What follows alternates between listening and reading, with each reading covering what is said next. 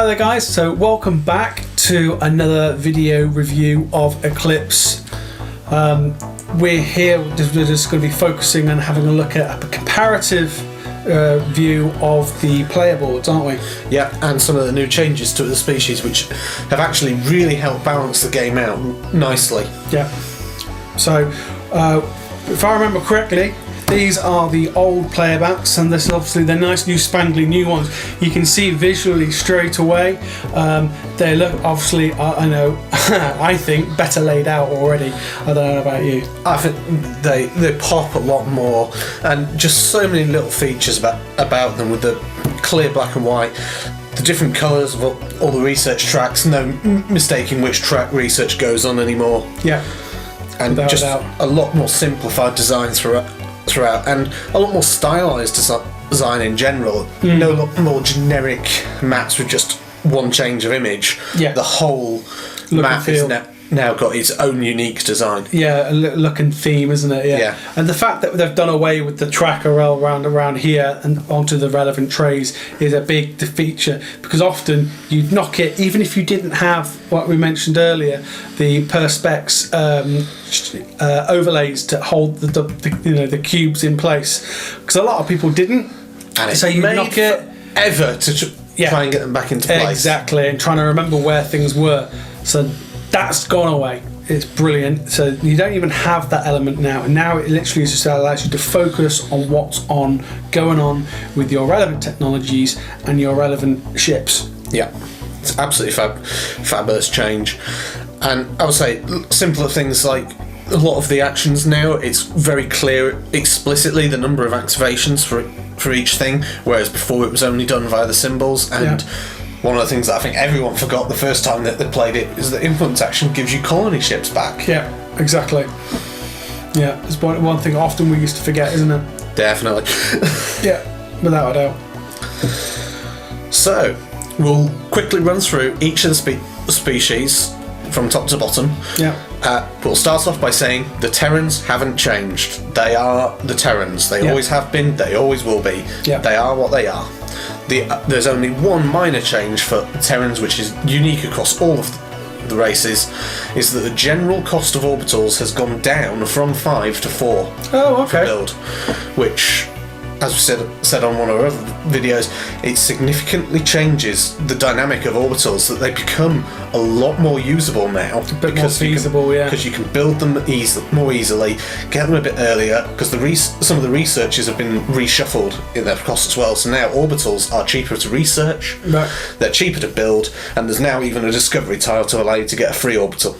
Oh, that's good. That does make a difference. Makes it a bit more an option from a strategy point of view, because they were a bit expensive and not many people went for them. Indeed. So yeah, no, it makes a good change. So do we want to start with these ones here? Yeah. So the first race we've got is the Eridani, which is the equivalent here.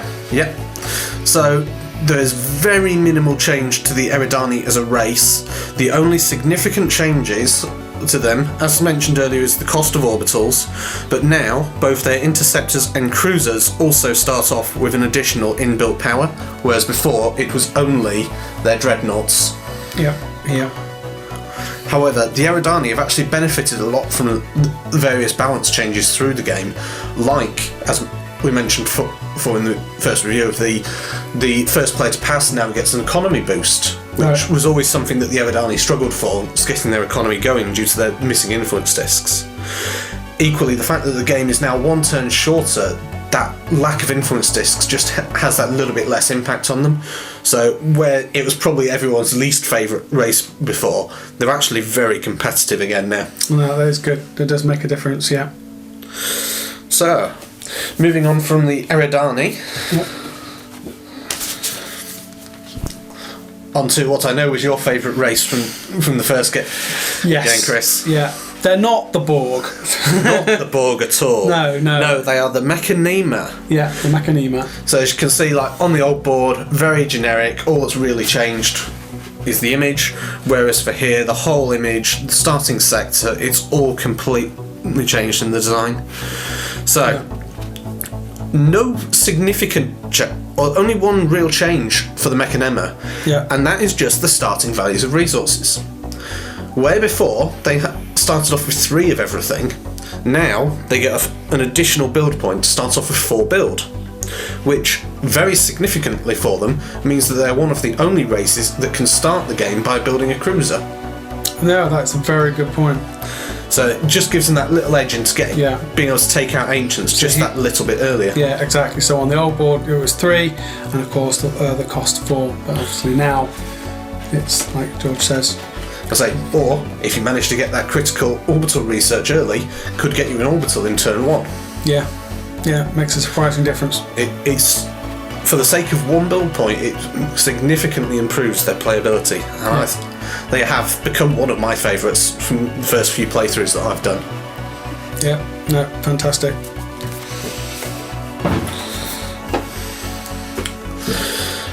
So, we've been through some of the winners, time to move to some of the losers.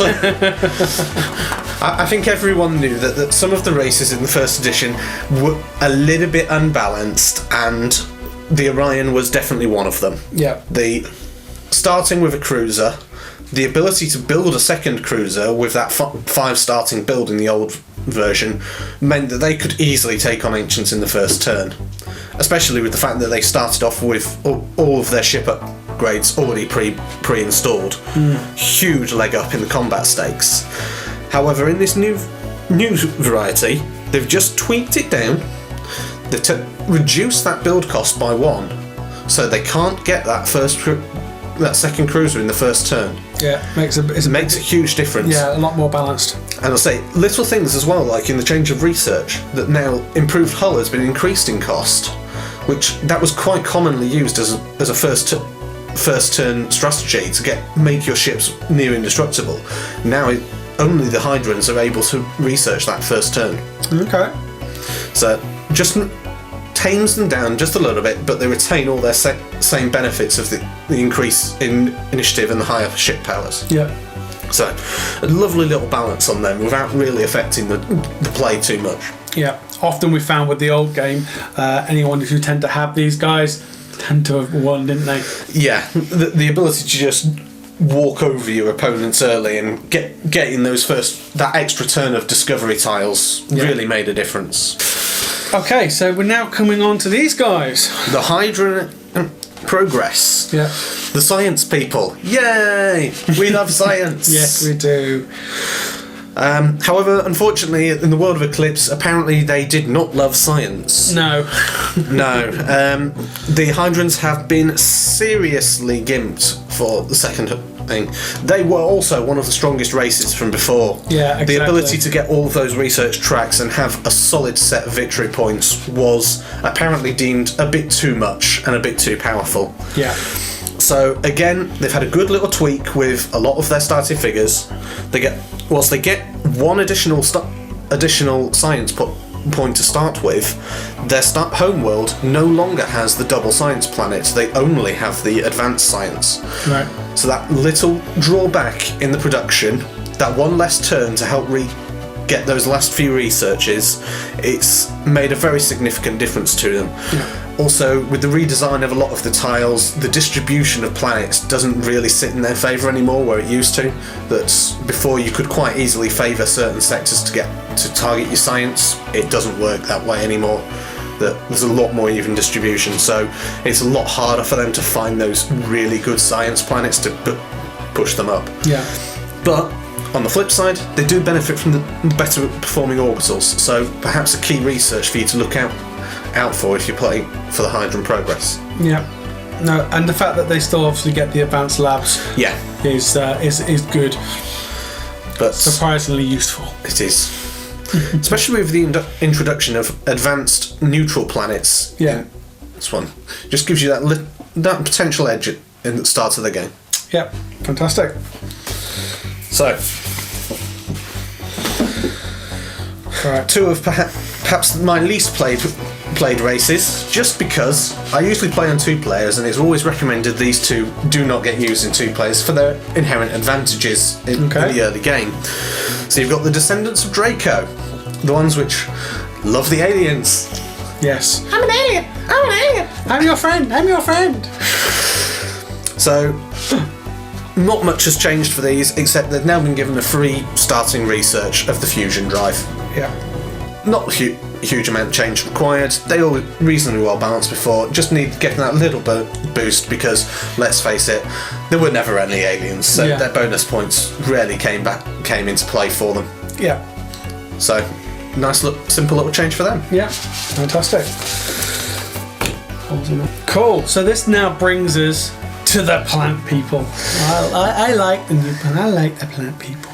I like plant people, and I love the update to the artwork for them. I think it just gives them so much more depth. They looked more like a virus before, whereas now they clearly are plants, and I think it's just that little bit of artwork really is nice. Yeah.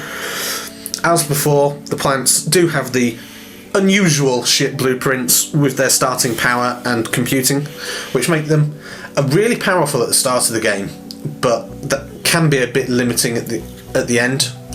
But the significant change for the plant people is again just the starting resources. They've just been tamed back a little bit from having 4 in everything to now only having 2 economy and 3 science at the start. Just stops them running away with the game at the very beginning. Just takes away perhaps that one extra explore action that they might have got over everyone else. No, it makes sense. Just keeps them just that little bit more balanced, and I think I love the way they've done all these really minor tweaks that have just helped level out the playing field across the board. It's been really nice to see. Yeah. No, I totally agree with you on that aspect. I will say, I'm just re-emphasising you, but I really do love the artwork on the plant people. The vast improvement on what it was before. So definitely. Yeah, fantastic. So as I say, I did mention a lot of the other little minor rules changes throughout out here, but I'll just reiterate them again because little things that do make big differences, like the first player to pass does now get 2 economy as well as getting the first turn, so no more struggling and panicking of I can't afford to pay my empire. Just pass, get that little extra kick, have the first turn next time, regroup, restart. Just stops people getting locked out the game like they used to at times. It was often a case of I can't figure out how to balance my economy, and you would often be, if you are struggling for funds, often you would be the first person to pass. So it makes sense. It is a logical adjustment to the rules. So I think they've done it justice there. Yes, and the other one, it's easiest to show you from the back guide. They've just really thought about some of the technologies which were really well overused before. So little things like your improved hull, it's no longer the second one in the track, it's now the third. So that cost of 6 just means that you can't get improved hulls in the first turn unless you are the Hydran player. So it's just changed some of the emphasis of where things sit. Like we were saying, the orbitals are now one step lower. They are now the 3rd rather than the 4th. It's also because they've swapped with advanced robotics. The advanced robotics is now significantly harder to get and no longer the instant purchase that it once became. That with the fewer turns, it's one you really have to balance out. Are you actually going to get action economy from that extra disc now? And for those that didn't have Rise of the Ancients from the first one, they have brought all those rare technologies through. Some really fabulous rare technologies. I won't spoil them all for you, but the rulebook is available online through Lautapelit, so if you want to read more about them, do make sure you download it, and I'm sure we will put the link in the description of the video for you all to have a peruse at your leisure. Exactly. So thanks very much for that, George. It's a really good kind of summary on the differences between the character sheets and from the old to the new expansion. That's always really good to know. Please, guys, we thank you for watching these, but without you, we can't, do better and improve what we're producing for yourselves. So if you have any comments or you just like the video, do make sure you hit that like button and follow and subscribe. Remember, you can check us out at doalg.co.uk, and you can also follow us on Facebook and Twitter. Just remember to use that all important hashtag DOALG. Thanks very much, guys. I've been Chris. And I've been Georgie O, the rules lawyer. Thank you very much, and we'll see you again soon.